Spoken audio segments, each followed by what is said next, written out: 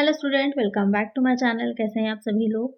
आप लोग के एएमआरएस के प्रीवियस ईयर के क्वेश्चंस मैं करवा दी थी आप लोग को। इसमें मोस्टली क्वेश्चंस मैंने आप लोग को सॉल्व करवा दिए हैं जो कि आपके टियर 1 से रिलेटेड हैं, जो जनरल पार्ट में पूछे गए थे। चाहे वो आपका पीजीटी का एग्जाम रहा हो, आपका टीजीटी का एग्जाम रहा हो, या फिर जो नॉन टीचिंग की पोस्ट थी उससे रिलेटेड रहे हों।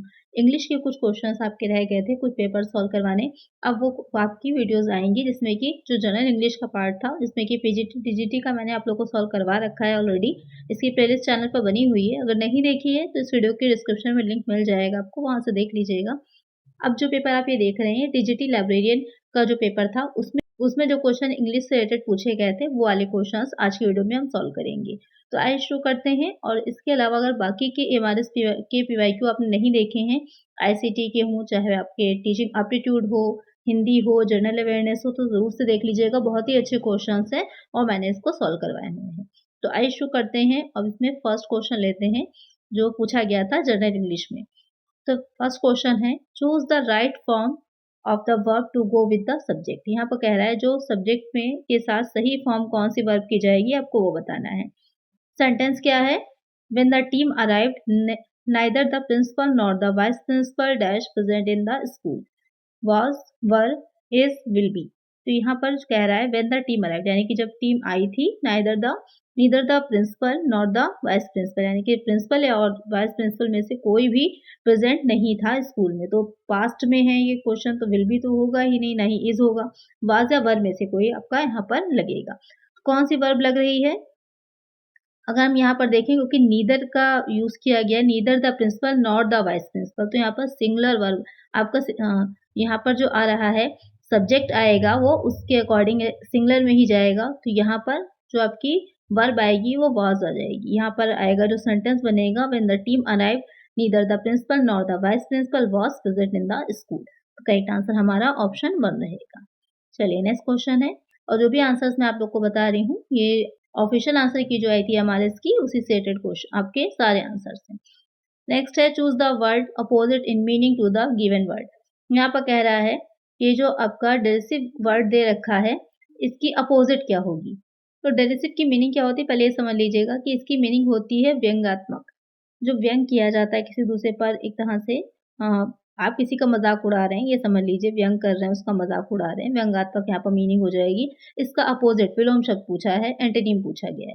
एक्साइटिंग हो जाता है, इनकमिंग होता है, यूरोफोरिक होता है, या फिर रिस्पेक्टफुल होता है। तो यहाँ पर क्या हो जाता है, तो इसका जो अपोजिट होगा वो रिस्पेक्टफुल हो जाता है, यानी कि किसी से आदर पूर्वक आप बात कर रहे हैं, आदर दे रहे हैं, उसको उसका रिस्पेक्ट कर रहे हैं। और डिजेसिव मतलब हो जाएगा उसका व्यंग उड़ा रहे हैं, मजाक कर रहे हैं। तो करेक्ट आंसर हमारा ऑप्शन डी हो जाएगा। एंटोनिम सिनोनिम्स आपके जरूर पूछे जाएंगे, तो उसको अच्छे से देख लीजिएगा। नेक्स्ट है, choose the right meaning of the underlined idiom. यहाँ पर जो इडियम फ्रेज है उससे क्वेश्चन भी बन रहे हैं आपके। यहाँ पर जो है, many people have developed a habit of sitting on the fence. ये जो सिटिंग ऑन द फेंस दे रखा है, यही आपका एक इडियम दे रखा है। इसकी आपसे क्या पूछी गई है, करेक्ट मीनिंग पूछी गई है। And not deciding the issue, to sit on the garden fence, being equidistant from the two sides, supporting both sides at the same time, unwilling or unable to choose between two sides। तो यहाँ पर ये question में आपके दे रखे हैं meaning. तो इसमें जो सिटिंग ऑन द फेंस की करेक्ट मीनिंग होती है वो हो जाती है, फोर्थ पॉइंट जो है वो अनविलिंग और unable to choose between two sides. दो साइड्स में से कोई एक साइड को करेक्टली चूज करने में क्या होना, अनेबल होना, कि आप समझ नहीं पा रहे कि दो में से, या आपकी कोई इच्छा नहीं बना पा रहे हैं कि दो में से कौन सा साइड आप चूज करें। तो करेक्ट आंसर यहाँ पर हो जाता है ऑप्शन डी वाला। चलिए नेक्स्ट क्वेश्चन है। नेक्स्ट क्वेश्चन है यहाँ पर, in the following sentence identify the part which contains an error. यहाँ पर क्लियरली लिख देते हैं थोड़ा सा, तो आप लोग को सही सही साफ दिखेगा। एरर बतानी है आपको कि कौन से पार्ट में एरर है। तो यहाँ पर क्या है, जो क्वेश्चन आपका कह रहा है बिसाइड्स हिमसेल्फ विद एंगर। यहाँ पर जो फर्स्ट वाला है, जो पहला पॉइंट है इसमें दे रखा है बिसाइड्स हिमसेल्फ, यहाँ पर फर्स्ट वाले में बिसाइड्स हिमसेल्फ हो जाएगा। और जो सेकंड वाला पॉइंट है उसमें कह रहा है विद एंगर। और उसके बाद लास्ट में जो थर्ड वाला पॉइंट है वहां पर कह रहा है ऑन हेयरिंग द नेस्टी कमेंट। यहाँ पर थर्ड पॉइंट में कह रहा है ऑन हेयरिंग द नेस्टी कमेंट। आपको इसमें बताना है कि कौन सा जो इसमें फर्स्ट सेकंड थर्ड फोर्थ में से कौन सा गलत है, ये आपसे क्वेश्चन में पूछ रहा है। नेस्टी कमेंट हो जाएगा। और जो लास्ट वाला है फोर्थ वाला उसमें कह रहा है ही वाज। तो ये आपके 4 जो है सेंटेंस, एक सेंटेंस को 4 पार्ट में करा गया है। आपको बताना है कि किसमें एरर है। Besides herself with anger on hearing the नेस्टी comment he was. तो यहाँ पर एरर किसमें है? तो इसमें जो एरर है वो आपका फर्स्ट पॉइंट में ही एरर हो जाएगी, बिसाइड्स हिमसेल्फ। करेक्ट आंसर हमारा ऑप्शन 1 हो जाएगा। तो यहाँ पर बिसाइड्स हिमसेल्फ नहीं होगा, बिसाइड हिमसेल्फ होगा। यहाँ पर ये वाली एरर है। चलिए नेक्स्ट क्वेश्चन है।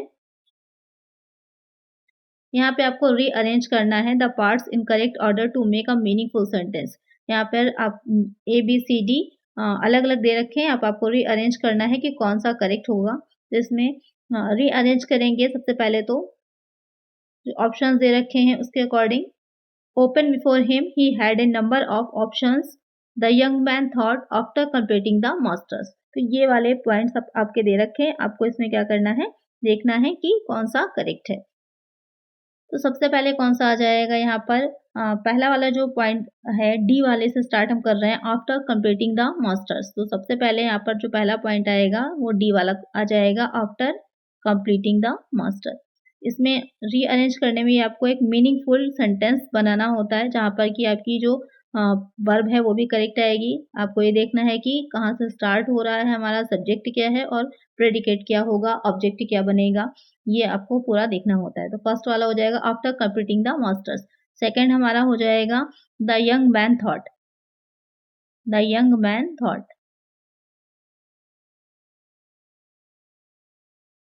उसके बाद नेक्स्ट इसी तरह से आगे जो हम कंप्लीट करेंगे, फिर हमारा बी वाला पॉइंट आ जाएगा, he had a number of options, फिर लास्ट में ए वाला आ जाएगा। तो करेक्ट आंसर जो बन रहा है हमारा ऑप्शन डी वाला बन रहा है कि डी सी बी ए। ये हमारी करेक्ट जो होगा एक सीक्वेंस हो जाएगा, जिसमें कि एक हमारा एक मीनिंगफुल सेंटेंस बन करके आ रहा है। करेक्ट आंसर हमारा ऑप्शन डी हो जाएगा। चलिए नेक्स्ट क्वेश्चन है।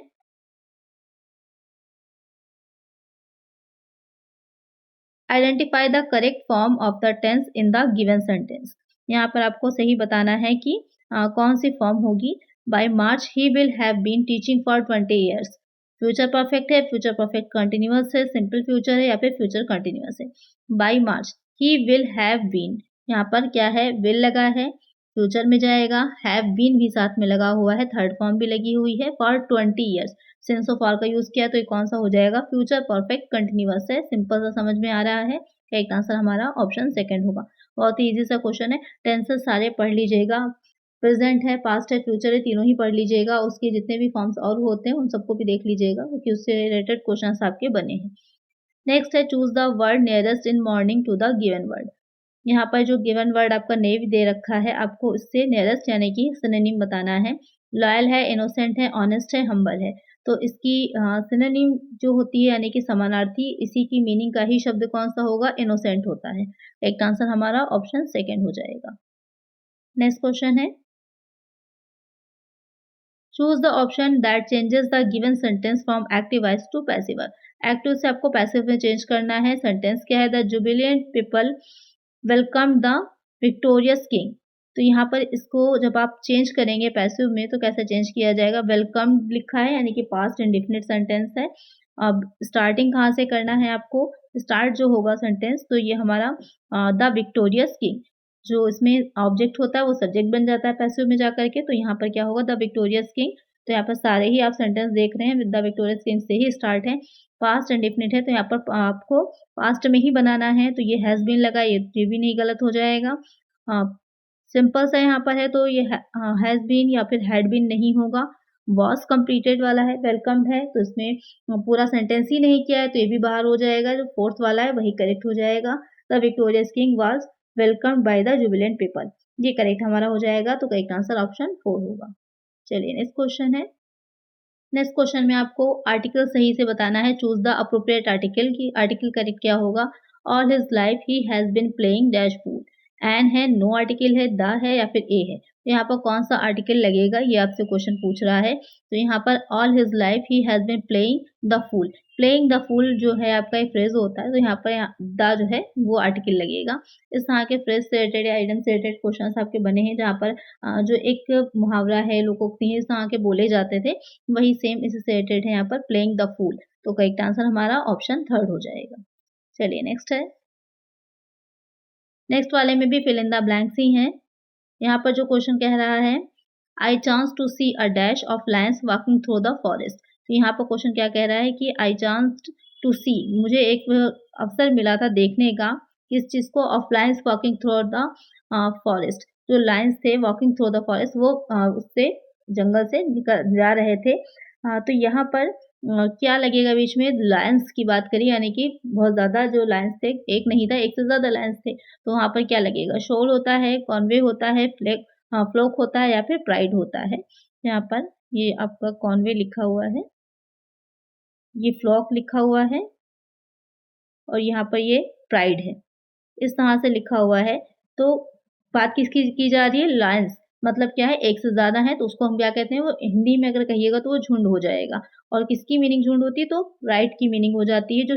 जो शेर होते हैं, उनका जो पूरा एक समूह होता है, एक ग्रुप होता है या झुंड होता है, उसको इंग्लिश में प्राइड बोला जाता है। तो करेक्ट आंसर हमारा ऑप्शन 4 हो जाएगा। तो इस तरह के क्वेश्चंस भी आपको देखने को मिल सकते हैं एग्जाम में, उसको भी ज़रूर से देख लीजिएगा।